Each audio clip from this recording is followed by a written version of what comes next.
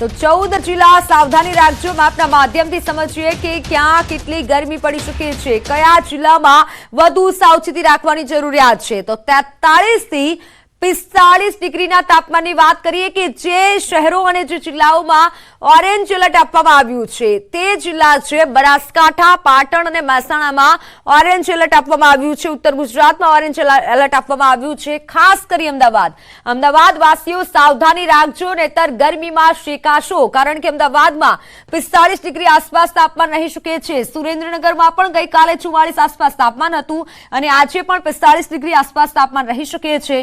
સાથે રાજકોટ અને ભાવનગરમાં પણ 44 ડિગ્રી 45 ડિગ્રી આસપાસ તાપમાન રહી શકે છે, કારણ કે ઓરેન્જ એલર્ટ આપવામાં આવ્યું છે। આ તમામ જે ઓરેન્જ કલર જોઈ રહ્યા છો ત્યાં ઓરેન્જ એલર્ટ આપવામાં આવ્યું છે હવામાન વિભાગ તરફથી। ત્યાં વધુ ગરમી પડી શકે છે। સાથે આણંદ જિલ્લો પણ છે કે જ્યાં વધુ ગરમી રહેશે। સુરતમાં પણ આજે 45 આસપાસ તાપમાન રહી શકે છે। વલસાડમાં પણ 45 આસપાસ તાપમાન રહી શકે છે। અને હવે વાત કરીએ 41 ડિગ્રીથી વધુ એટલે 41 અને 43 ડિગ્રી વચ્ચે જે તાપમાન નોંધાવાનું છે તે શહેરો અને તે જિલ્લાઓ કયા છે? તો કચ્છમાં રહી શકે છે, યલો એલર્ટ આપવામાં આવ્યું છે કચ્છમાં। સાથે ભુજમાં પણ યલો એલર્ટ આપવામાં આવ્યું છે હવામાન વિભાગ તરફથી, એટલે કચ્છ અને ભુજના વાસીઓ પણ સાવધાની રાખજો। સાથે અમરેલીમાં પણ જે તાપમાનનો પારો 44 આસપાસ રહ્યો હતો, પરંતુ આજે એલર્ટ આપવામાં આવ્યું છે, યલો એલર્ટ આપવામાં આવ્યું છે અમરેલી જિલ્લા માટે। સાથે વડોદરામાં પણ તાપમાન 44 આસપાસ રહેવાનું છે। टेम्परेचर आने वाले 5 दिनों में नो लार चेंज में रहेगा। और मैक्सिमम टेम्परेचर अहमदाबाद की बात करेंगे तो 44.5 डिग्री सेल्सियस रिकॉर्ड हुआ था और गांधीनगर का 45 डिग्री सेल्सियस, और अहमदाबाद का और गांधीनगर के लिए 45 डिग्री का फोरकास्ट दिया जा रहा है मैक्सिमम टेम्परेचर का। और सबसे ज़्यादा बात करेंगे पूरे गुजरात स्टेट में तो सबसे ज़्यादा 45 डिग्री सेल्सियस गांधीनगर में मैक्सिमम टेम्परेचर रिकॉर्ड हुआ है। તો પંચમહાલમાં આકરી ગરમી વચ્ચે વરસાદી છાંટા પડ્યા છે। આકરી ગરમી વચ્ચે વાતાવરણમાં પલટું આવ્યું છે। વરસાદના પૂર્વ વિસ્તારમાં, જ્યારે પંચમહાલના જે પૂર્વ વિસ્તારો છે ત્યાં વરસાદની આગાહી હતી, વાતાવરણમાં અત્યારે પલટું આવ્યું છે। સવારથી વાદળછાયું વાતાવરણ છવાયેલું છે, સામાન્ય છાંટા પડ્યા, વાતાવરણમાં પલટું આવ્યું, જ્યારે સવારે ગરમીમાં આંશિક ઘટાડો નોંધાયો છે। ગજાપુરા, કાંઠુ, ખવડપા અને કાપડી સહિતના વિસ્તારોમાં વાતાવરણમાં પલટું આવ્યું છે।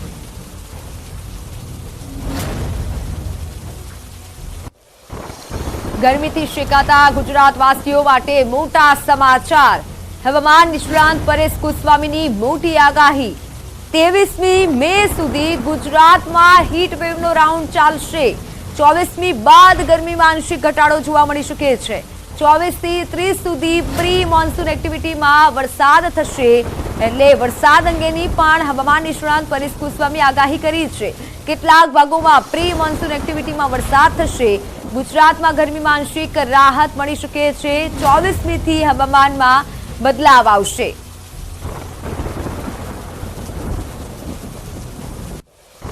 આ 17 તારીખથી આ હીટવેવનો રાઉન્ડ ચાલુ થયો છે, આ 23 મે સુધી હીટવેવનો રાઉન્ડ ચાલવાનું છે, એટલે હજુ પણ 3 દિવસ સુધી આ હીટવેવ છે જોવા મળશે। જો કે 24 તારીખથી તાપમાનમાં ઘટાડો થશે, પણ એ ઘટાડો છે એ પણ કોઈ મોટો ઘટાડો નહીં હોય, આંશિક ઘટાડો હશે। અત્યારે જોવા જઈએ તો 42 થી લઈ અને 44 ડિગ્રીની રેન્જમાં તાપમાન જોવા મળી રહ્યું છે, અને 10 થી 12 એવા સેન્ટર છે જ્યાં 45 ડિગ્રી કરતા ઉપર તાપમાન જોવા મળી રહ્યું છે।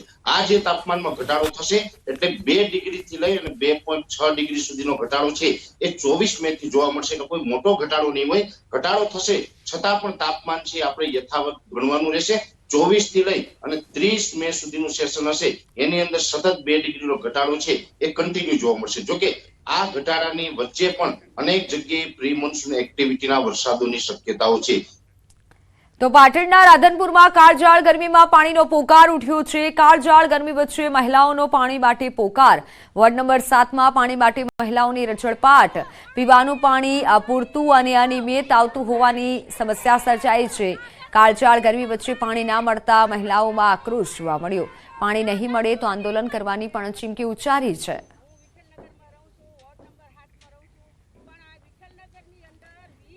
નડિયાદ શહેરમાં પાણીજન્ય રોગચાળો વકર્યો છે। ગરમી અને પાણીજન્ય રોગચાળાના કેસમાં વધારો નોંધાયો છે। નડિયાદમાં છેલ્લા 3 દિવસમાં 43 ડિગ્રીથી વધુ તાપમાન નોંધાયું છે। સિવિલ અને ખાનગી હોસ્પિટલોમાં દર્દીઓનો રાફડો ફાટ્યો છે।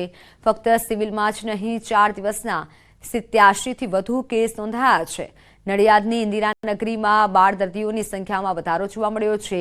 ઇન્દિરાનગરીમાં પાણીના લીકેજના કારણે 2 દિવસમાં 150થી પણ વધુ કેસ નોંધાયા છે. ઝાડા ઉલટીના વાવડમાં એક વૃદ્ધાનું શંકાસ્પદ મોત થયું. મહિલાનું મોત થતાં તંત્ર દોડતું થયું. પાલિકાના સીઈઓએ મૃતક ઘરની મુલાકાત લીધી હતી. 45 જેવા ઇન્દિરાનગરીના છે, બાકીના નડિયાદના જુદા જુદા વિસ્તાર હતા, આજુબાજુના ગામડાઓના.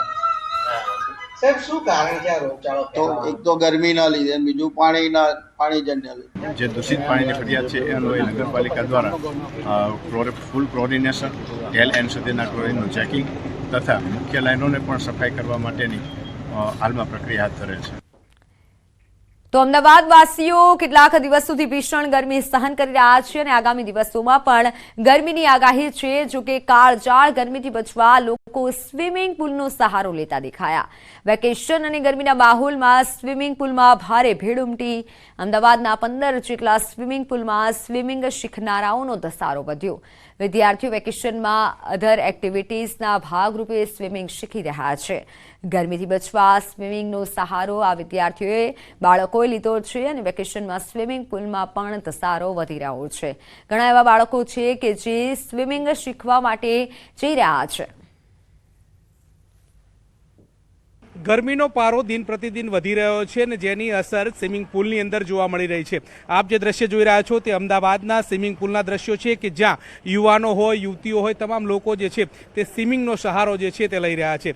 પોતે સ્વિમિંગ શીખતા હોય તે પ્રકારના દ્રશ્યો અમદાવાદના સ્વિમિંગ પુલની અંદર જોવા મળી રહ્યા છે. મોટી સંખ્યાની અંદર સ્વિમરો જે છે તે મધ્યાહને પણ સ્વિમિંગ શીખવા માટે આવી રહ્યા છે. કોચ પણ આપણી સાથે છે, તેમની સાથે વાત કરીશું.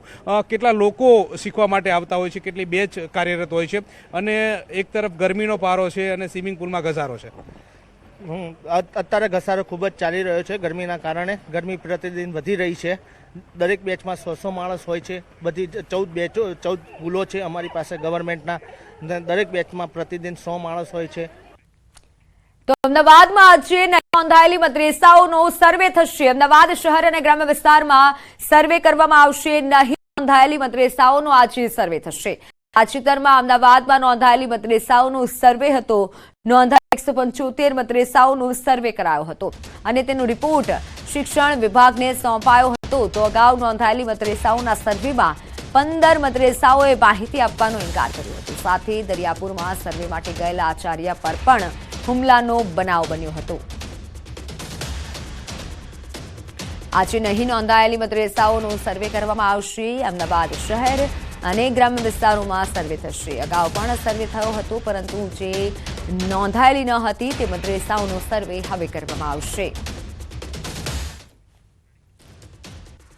અમદાવાદમાં મદ્રેસાઓના સર્વેમાં હુમલા કેસમાં ધરપકડ કરાઈ છે. દરિયાપુરમાં શિક્ષક પર હુમલાના કેસમાં વધુ 4 પકડાયા છે. ક્રાઇમ બ્રાન્ચે હુમલા કેસમાં વધુ 4 આરોપી પકડ્યા છે. અગાઉ 2 આરોપીઓની ધરપકડ કરી હતી. મદ્રેસાઓમાં સર્વે દરમિયાન હુમલો કર્યો હતો.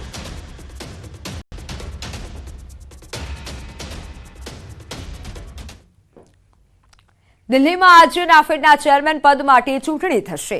સવારે 10 વાગે દિલ્હીમાં ચૂંટણી થશે.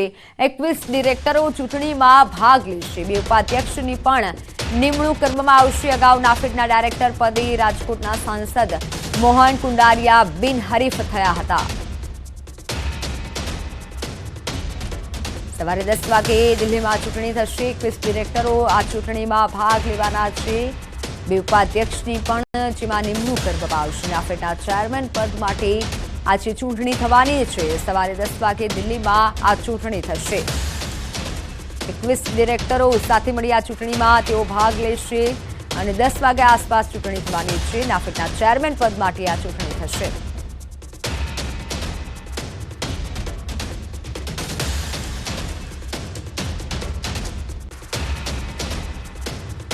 તો વાત હવે પ્રીપેડ મીટરની રામાયણની.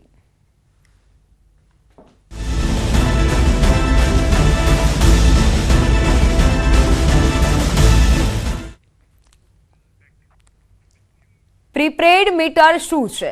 મોબાઈલ એપથી મળશે વીજ વપરાશની જાણકારી. વીજ વપરાશ નોંધાવવાનું કરશે કામ. રોજિંદા વીજ વપરાશને કરી શકાશે ટ્રેક. ગ્રાહક વીજ વપરાશની રાખી શકશે નોંધ. ગ્રાહક વપરાશ પર નિયંત્રણ રાખી અને બિલ ઘટાડી શકશે. રીડિંગ લેવાની પ્રક્રિયામાં નહીં રહે માનવીય હસ્તક્ષેપ, તો વીજ કંપનીઓને વીજ વપરાશનો ડેટા તરત મળશે.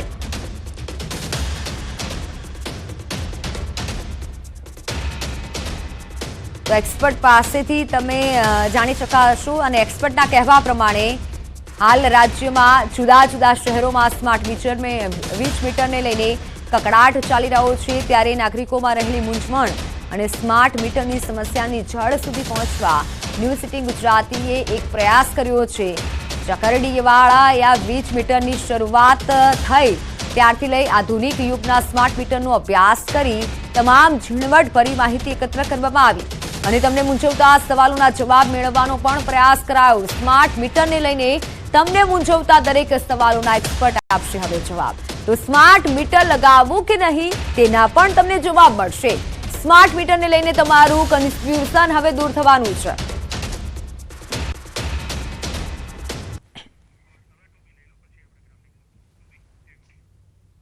આ સૌથી પહેલાં જે ચકરડીવાળા મીટર હતા એ મીટર છે, જેને આપ લોકોએ જોયું જ હશે.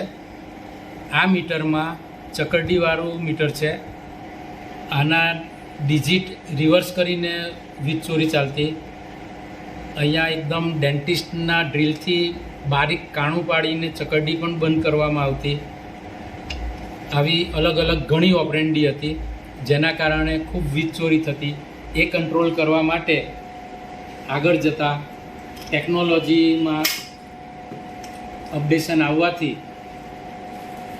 ડિજિટલ મીટર ઇન્ટ્રોડ્યુસ થયા.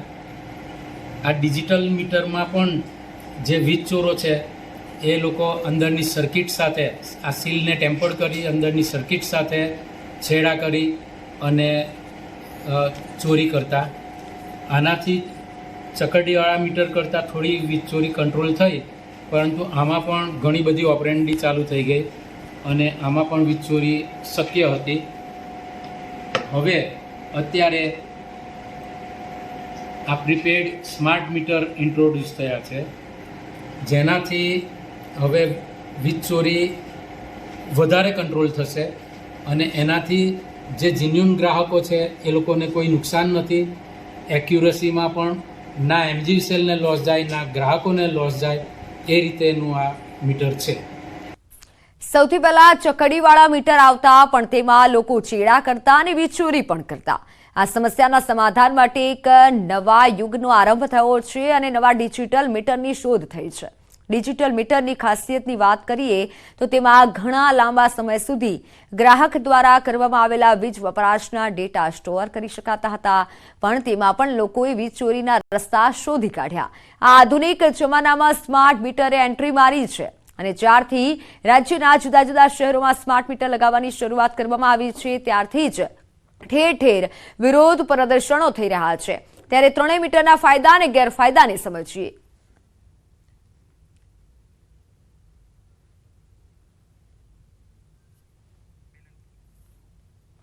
સ્માર્ટ મીટરને લઈને તમને મૂંઝવતા સવાલોના જવાબ આપીશું કે કઈ રીતે સ્માર્ટ મીટર કામ કરે છે, વીજ ચોરી કઈ રીતે બચાવી શકાય છે.